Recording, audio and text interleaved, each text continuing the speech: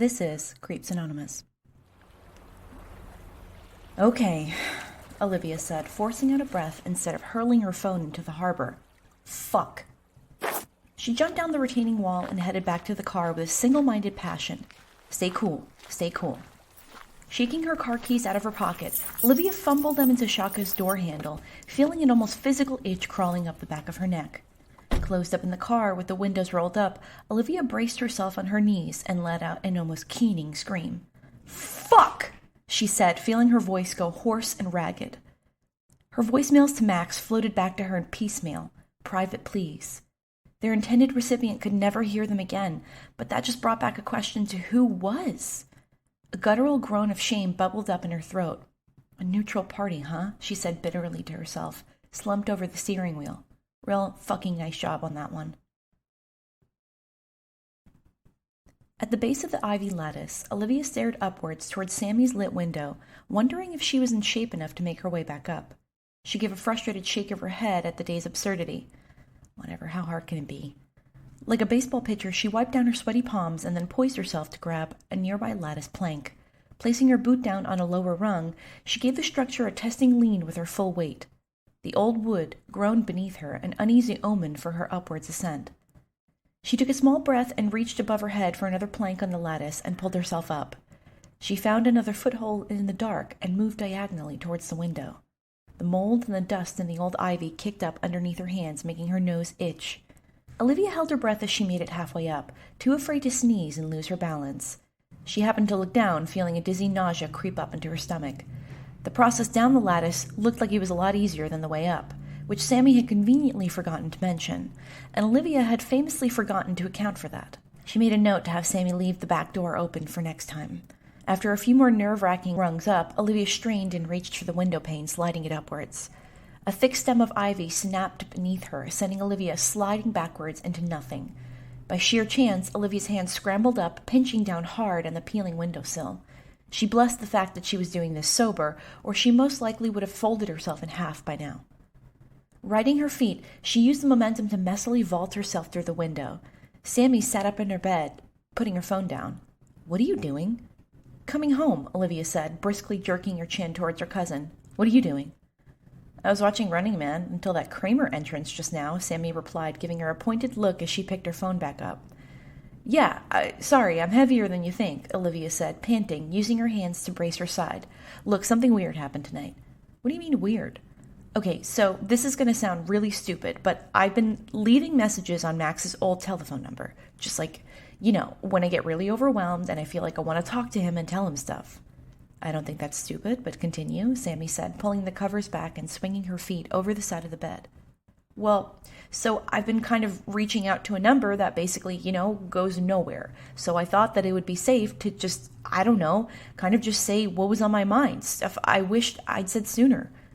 And tonight, someone texted me back." "What?" Sammy asked. "Yeah, someone, an actual person, texted me back. It kind of sent me for a loop," Olivia said. "They asked, 'Who is this?'" "Oh, God," Sammy said, the embarrassment suddenly dawning on her. "Someone else already has the number." "Uh-huh," Olivia replied, waiting for Sammy to catch up to the rest. "Which means you have no idea how much this person hurt," Sammy said, almost looking apologetic. "Yeah," Olivia said, shaking her head. "This crazy idiot has probably heard the most private, innermost thoughts, and I'm just sitting here sending messages. I want to curl up and die." "Okay, well, maybe it's possible they're not old, and therefore don't check their voicemail," Sammy said, shrugging. "Oh yeah, hilarious. I'm sending my grief-stricken messages to a fucking toddler playing Fortnite. That definitely makes me feel better." "No, a toddler in Fortnite wouldn't bother answering your messages. They're better than that," Sammy said, and then suddenly looked at the time. "Which reminds me, I have a match to spectate." "On Fortnite?" Olivia asked, scrunching up her face. "Oh my God, no," Sammy said, sticking her tongue out, giving an almost jokingly pretentious wiggle of her black nails. "Okay, but really, what should I do about this weird rando?" Olivia said, waving her hand like a tired grandma as she eased back down on her own bed. "Maybe you could do that internet wizardry that you do? Look up who has a new number? That would be really poggers of you." "First of all, no. Just block the number. Second of all, you have to stop with that word," Sammy said, suddenly enraged, lifting a plushie off her bed as a warning. "No, I just really think it would really make you the goat," Olivia said, trying her best to keep a straight face. "You are so old," Sammy said, tossing the projectile plushie at her. The soft bean pelted her in the tired head. "I was born old, kid, but this geriatric has to go to bed now. Promise to catch me up on the gamer vernacular tomorrow." Sammy shook her head in silent judgment, slowly lifting her phone back up to her face. "I've got my eyes on you. You're on thin ice, Simon. Thin ice." Olivia gave her a snorting laugh and pulled her covers up against her ear. As she settled in, she tried to muffle the world around her. The unfamiliar settling noises of the attic and the drone of the canned TV laughter from Sam's phone eased her into a pre-sleep restlessness. Rolling away from Sammy, she opened up the thread with Macks on her phone again, scrolling past the last sentence. Who is this? The words stared up at her, glowing off her screen like a condemnation. Well, that could be a pretty existential question if you really thought about it. And it was a question she wasn't prepared to tackle in an evening, she wagered, tucking her phone beneath the covers. On Saturday morning, she woke with a subconscious sort of anger at being roused from a really interesting dream. She was being squeezed up against the front row gates at a show. The lights were low and the gates rocked hard against the stage. She fought to keep her breath up with the rush. She felt the buzzing at the back of her head like an annoying bug she couldn't find, stuck in her hair. Her hand felt her head but found nothing. Instead, she began to hear the cutting blare of a car horn in the stadium parking lot. Olivia turned to look around, but it was as if no one could hear it. She mouthed the words, "What the fuck?" before pushing through the crowd. She opened her eyes, her comforter smashed between herself and the wall. Underneath her pillow, her phone was going off. From outside, she could hear someone out in the street laying on their horn. She tried to get some moisture back into her mouth by smacking her lips and grabbing her phone from underneath the pillow. Sammy leaned in through the beaded curtain. "Oh, good, you're up. I was about to smother you with that phone." "No, I got it. Jess is calling me." Olivia sat up in bed, rubbing her face. She looked at her phone again. "Fuck, it's Jess calling me." She ripped the comforter off, leaping off the daybed. Sammy looked on halfway through the curtain, locked in place with a bemused curiosity. "Everything good?" she asked. "I have plans with Jess today, to go to the—" Fuck! Olivia dug through her pile of questionably clean clothes on the floor, answering a phone. "Yeah, sorry." "You overslept and forgot we had plans today," Jess said on the other end of the line. It was not so much of a question, but an assured statement. Olivia's body sagged a moment. "Yeah, I'm sorry. I'm getting dressed now." 5 minutes. I'm outside." The blaring horn stopped outside, and Olivia took the momentary peace to shimmy into a pair of crumpled jeans. She stuffed her slept-in hair into some sort of caricature of an effortless bun and slipped her way through the beaded curtain. "Here," Sammy handed her a denim jacket. "It's cold outside, and you smell like moldy laundry." Olivia pulled her t-shirt up to her nose for a testing sniff. "Moldy laundry? Like the kind you leave in the washing machine for too long? Take it. She's been waiting for you outside." Sammy put the jacket into her free hand. "Okay, bet." Olivia grabbed Sammy's half-empty monster off her dresser and downed the drink to wake herself up. She grimaced as she washed it down. It was flat and a touch more sour than it was supposed to be. "Hey, I didn't offer that to you," Sammy said, face incredulous. Olivia let out a loud, spicy belch. "Goodbye," she sang to her while burping. "Absolutely foul." Sammy shook her head as Olivia slipped out the bedroom door. She took the stairs down 2 at a time and towed into her boots, leaving them untied. She could take care of that in the car. Outside, the sun was a blight to her eyes. She locked up and stared down at Jess's car at the curb, and she could only see the sun beating off the shiny top, like a lick of white-hot lava. Blinking, she made her way to the passenger side door and pulled it open. She found herself looking down at the confused face of Mila, Dima's mother. Olivia bent down to greet her. "Oh, hello, Mila. It's good to see you." Olivia cupped her face, flattening down her wild eyebrows with a mother's attention to detail. "Olivia, Rybushka, have you been feeding yourself? You look so skinny." "I was trying to tell you on the phone to hop in the back seat, but you hung up too soon." Jess leaned over, pointing her thumb over her shoulder. Olivia followed Jess's gesture and found herself meeting Dima's eyes in the back seat. Her heart sank a little bit before she caught her smile, slipping. "Hey," she said weakly. "All right, get in. Let's get there before this place gets crowded," Jess said, rolling up her window. Olivia climbed in next to Dima in the back seat and buckled up, trying to force her face into a semblance of public-facing normalcy. Of course he was here. Of course, she told herself. That makes sense. But there was something about not expecting him, suddenly having to face a physical reminder of their shared hurt together with no warning, having to pretend in front of his grieving mother like they weren't fucking. Worst of all, trying to play it cool under Jess's watchful eye. Dear Lord. Not even a whole can of Monster could prepare her for that, now. When she looked up, there were flowers in her face, white, dusty lilies, and big yellow sunflowers. Olivia sneezed. "For you," Dima said, putting the bouquet in her arms. He arranged the other plastic wrap bouquets in his lap, trying not to get his dress shirt wet. He looked admittedly good in a button-down, she noticed, licking her teeth ruefully. He brushed his blonde hair back with a little gel, and she could see his tattoos peering out from his pressed shirt. She hated that it did something for her, especially while feeling all underslept, unprepared, and vulnerable. "You look nice." He deigned to smile at her when he noticed her staring. "That's generous," Jess teased from up the front seat. "I don't think she brushed her hair today, though." "See, that's where you're wrong," Olivia took the teasing on the chin, glad for the deflection on Jess's part. She wasn't sure how much her friend knew about her and Dima, but the less any of them had to think about it, the better. She decided to rest her head against the seat and watch the streets pass by the window. It felt good to half-heartedly listen to Mila and Jess talking about the holidays, getting lost in the mundane details of food prep and head counts. After they'd passed Highland Boulevard, Olivia could see Dima's nose take a quick testing sniff of the air in the back seat. Discreetly, she watched him lift the lilies to his nose and felt the dread of Sammy's words coming back to her. She pulled her jacket closed and hugged the bouquet to her chest, trying to push the dread of arriving out of her brain. Jess, however, took that moment to pull into the gravel parking lot and help Dima's mother out of the passenger seat. Dima got out and began to arrange the bouquets once again, offering her a hand to get out of the car. She stared at his hand for a moment, wondering if there was an option to just stay there, in the hot car, in an even warmer parking lot. "Coming?" he asked her. "I suppose so," she said, feeling her throat get tight. He leaned down. "You chicken?" "Shut it, before I sign you up for AARP, old man." She accepted his hand, pulling herself out. The weather was unseasonably warm and sunny for autumn, and she noticed there were still bees out deep in this year, ducking out between the bushes dappled with late-blooming flowers. Dima handed out the bouquets to Jess, and then his mother, and then kept one for himself. Olivia watched Jess take Mila's arms in hers, and then helped her up the grassy slope.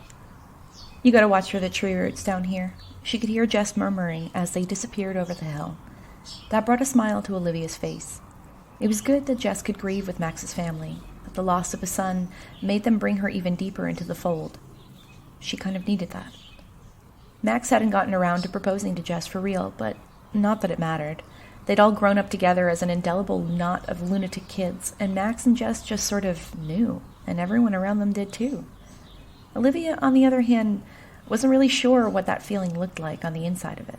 How did somebody just know? She looked down at the bouquet of lilies in her hand and gave the plastic a gentle crunch to ease her nerves. She felt something brush her arm and looked up. Dima slipped his arm underneath hers, placing her palm on his forearm. "My lady," he said, putting on a theatrical butler voice. Olivia looked over at him, feeling an unexpected gratitude wash over her. "You looked a little unsteady there again," he said, helping her crest the slope. She leaned into his weight on the way up, and they paused at the top of the hill, underneath the shade of an old oak tree. Down below, rows of sun-warmed headstones lined the lime-green grass. Her fingers gave an unintentional press into Dima's arm. He responded by pulling her close, giving her arm a soft squeeze. "Is this your first time visiting?" he asked, like he was catching her at a local bar. First time," she nodded, eyes traveling over the headstones as she watched Mila and Jess make their way towards Macks. "Nice place," Dima said, squinting into the distance. "You come here a lot?" she asked, watching Jess and Mila stoop down in the distance by a small, simple gravestone. "Only a few times. It's tough to get out here, you know," he said. "Yeah, I know," she said, glad that she wasn't looking at him directly. "You left before the funeral was over, so I guess this is your first time seeing his gravestone," Dima said, staring down at his own bouquet of flowers. "I didn't leave after church because I wanted to be rude." Olivia broke her promise to herself and looked up into Dima's face. She wasn't prepared to see him so sad. It was just because being there while he was being buried felt really final, he offered. "Yes." She felt herself let out a breath that she didn't know she was keeping. "I know that's so stupid," she said, digging the toe of her boot into a patch of grass. "You lost a brother, Jess lost a fiancé, your parents lost a son. I don't get to make my pain special. I'm sorry for what I said the other week. It's not my pain." "Sure it is," he said, looking up into the network of leaves in the tree above them. "But it's like this heavy plate we're all holding one side of. You know, if that makes sense." Olivia nodded. "Yeah, it does. The thing about the plate is that you don't have to hold up one side all by yourself," he ventured. "I don't know what I'm holding," Olivia said, finding herself hiccuping, her face tightening. I grew up with a person who just got everything without me needing to explain the hard stuff, and would always listen when there was hard stuff. I knew he'd always know what to say. Dima nodded. Yeah, he was good at that. He was so fucking smart. Like, we went through every shitty formative experience together, and there wasn't a moment I ever felt alone. And then he went overseas, and he came back, and we started growing up, and it was like someone turned off the sun. And that whole time, I was so sore about feeling like I was being left behind. Like he'd gone out and gotten a life without me, and I was just here. And then finding out that things weren't okay for him, knowing that I couldn't even do the same for him when he needed me. I've never wanted to trade places with a dead person more in my life. You definitely tried. Dima gave her a small teasing smile. Oh, blow me, she said. Joining into the hijinks with my cousin, I see. Someone's got to keep you humble, he laughed. I am sorry, she said, except this time she really meant it. Dima looked back to his mother and Jess cleaning up around Max's gravestone, and his smile faded into something she couldn't quite place. I almost lost 2 people I love a lot. That really threw me for a loop.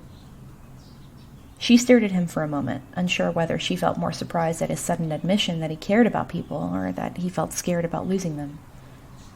The guilt followed shortly after. She was out here making an ass of herself while people were hurting, and she'd scared them.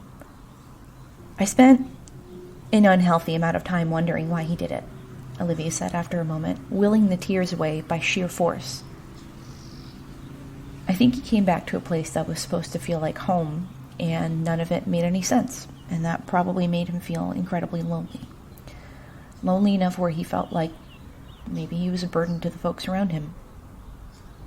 Olivia chewed at her lip, her face feeling hot with shame. Kind of makes you want to be super careful with the people in your life. He looked down at her, his eyes unreadable. You ready to head down there? Yeah, I guess, she said, patting his arm. Once they cleared the slope and neared Max's gravestone, they could see Jess waving them over. You 2 old fogies finally made it down the hill, she called over. Someone's out of shape after COVID. Man, she's like the roasting queen. No wonder Max fell in love with her, Olivia said. She really is, though we were all kind of surprised at first that he didn't end up with you. What are you, nuts? Why would you think that? Just that you guys were like the Wonder Twins. You were always attached to the hip as kids, and, when Jess showed up on the scene, we were all worried you'd be jealous. No, Olivia smiled, remembering the first time Jess went trick-or-treating with them one Halloween, and how she'd suggested ditching their old neighborhood in Old Town and taking the train to Tottenville for better candy. She'd always had it. Besides, my attentions were kind of elsewhere. Where was that? Video games, music, weed. She gave him a sidelong glance, knowing that he was a formative part of at least 2 of those things. Sounds like your priorities were in the right place. You never really liked chasing after boys, did you? Dima laughed. Olivia shook her head, keeping the irony and the smile to herself. By the way, I've been meaning to ask you, Dima turned, looking her over. Yeah, what's up? Is your washer broken? I was going to ask if you need help with that. I noticed your shirt smells a bit like dog, he said, the last bit a bit gently, trying not to hurt her feelings. No, she said, suddenly grouchy, buttoning her jacket all the way. I just keep forgetting my laundry in the wash. Okay, all right, thank God. I thought you were holding out a new puppy on me, man. That would really have cut me deep. You're really looking to pick a fight today, old man, she said, subtly kicking him in the shin. She watched him gently trip with a small pleasure as she strode up to the ladies, holding up her bouquet. All right, where do these go? Jess dropped off Dima and Mila first, which always meant at least 10 minutes of Mila hanging through the passenger side window, trying to offer food, toiletries, and asking about Jess and Olivia's mothers. After Olivia's 7th polite decline of Mila's rabbit stew, the woman gave each girl a gentle pat on the hand and a shuck on the cheek. As Mila was trying to pull herself back out the window, she smoothed over Olivia's wild hair and took a moment to run her eyes over her, as if checking for cuts and scrapes. It was good to see you, she said, her blue-gray eyes sparkling. Come by more often. Olivia gave her hand a gentle pat back, nodded, feeling her heart squeezing in her chest. When Jess pulled away, she straightened out her rearview mirror, and Olivia got a quick glance at Dima, lingering on the curve as they drove home. Love that woman, Olivia said, trying to break the tension. I do, Jess agreed, shaking her head. I swear she's the only reason why I gained 10 pounds this last few months. They're force-feeding me dumplings. I couldn't think of a more comfortable purgatory, honestly. Honestly, Jess laughed, leaning over the steering wheel. Also, it looks like you were getting pretty chummy with Dima there. Leave it, Olivia groaned, annoyed that you couldn't get a single thing past Jess. He was just helping me up the hill. Totally, Jess said with a mischievous look on her face. I'm just here as your friend to deliver my yearly public service announcement that we do not fuck with Dmitry Halichuk. Olivia threw her hands up, and I continue to not do so. Good. Jess's body relaxed her death grip on the steering wheel. Because that dude is a problem from day one. He's always been a problem. It's bad enough you and him have this thing. We don't have a thing. We have history. It's not the same thing. Liv, people don't have history with their weed guy, Jess said. I grew up with the both of them, Jess. I didn't get to pick and choose the people I grew up with. We all just sort of found each other. No, he found you, Jess said, leaving the real meat of the conversation at her feet. Come on, Jess, Olivia shook her head. Ollie, the guy is a textbook male manipulator emo dude. He hasn't dated a girl over 19 in a decade, and he's 35. I think that's mostly an issue of the scene, not the individual, though. It's not like the dude went out of his way to groom me. Ollie, the reason your mom hates him is because he sang the song he made up, When Are You Turning 18, for like a year. A whole year, Ollie. Yeah, that was pretty egregious and on the nose, I will admit. But that was years ago, Olivia sighed. That was 4 years ago. Jess pressed her lips together and decided to leave it there. Okay, maybe you have a point, Olivia conceded. All I'm saying is that we're not a thing. Cool, Jess smiled at her. Because you can do better than history. We leave that shit in the past for a reason.